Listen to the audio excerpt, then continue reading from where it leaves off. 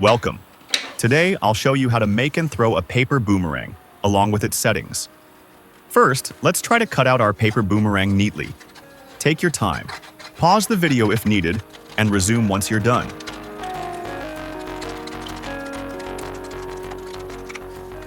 When finished, make sure the boomerang isn't too deformed.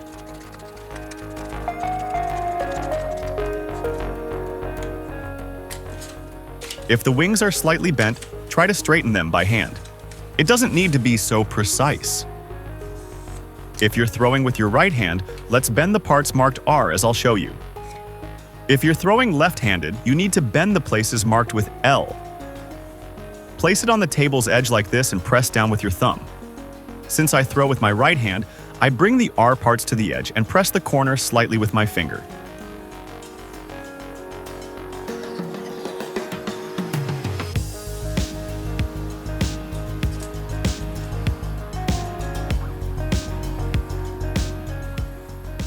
It needs to take this shape.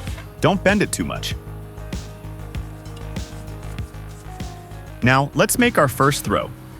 You'll throw it with the printed side facing you. You need to give it a good spin, using mostly your wrist. The better the spin, the better the return. Just like this, exactly like that.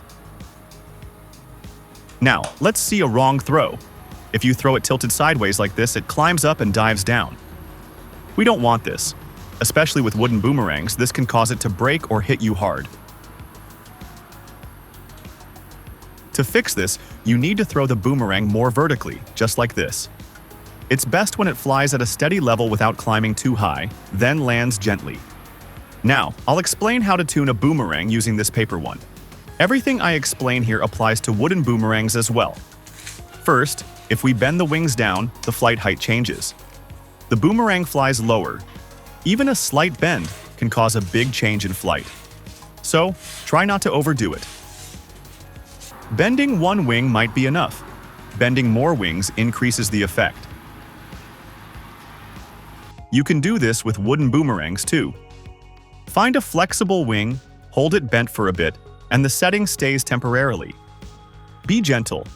Wooden boomerangs can break if forced too hard.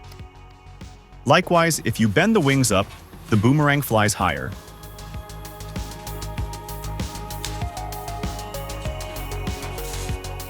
Let's try this on the paper one. We bent the wings up, we throw, and it wants to fly higher. You can tell from its flight. This setting applies to wooden boomerangs in the same way. To make it fly higher, bend a flexible wing upward and hold it. The wing adapts and holds this shape for a while, making the boomerang fly higher. Now, let's see how it flies if we bend these flaps even more. The boomerang turns in a smaller circle. It turns closer to you. This action reduces the flight diameter.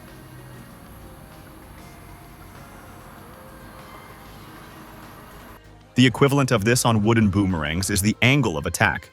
You can do this by twisting a wing slightly. This makes the wooden boomerang return from a shorter distance. Conversely, if we reduce the bends, flatten them out, the boomerang will turn from further away. Let's try it. On wooden boomerangs, this corresponds to giving it a negative angle of attack. If you twist one of the wings in the opposite direction and hold it, it stays that way for a bit.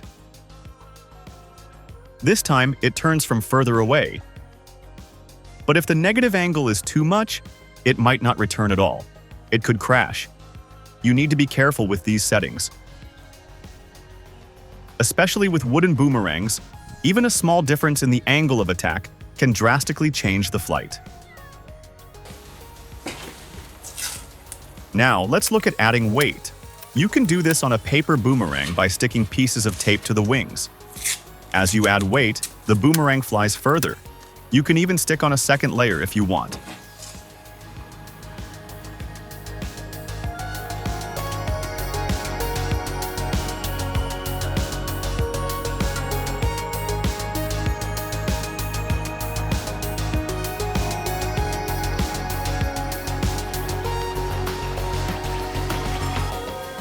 You can add weight to wooden boomerangs too. There are different ways to do this. First, tying a rubber band. This is actually necessary for throwing in windy weather. If we tie rubber bands to the wings, the boomerang turns from further away because the weight increased. Also, the rubber band increases drag, making it easier to control in the wind. Also, especially on boomerangs with large wings, we can increase weight by taping coins onto them. This way, we can tune the boomerang to fly a greater distance. Thanks for watching, and happy throwing!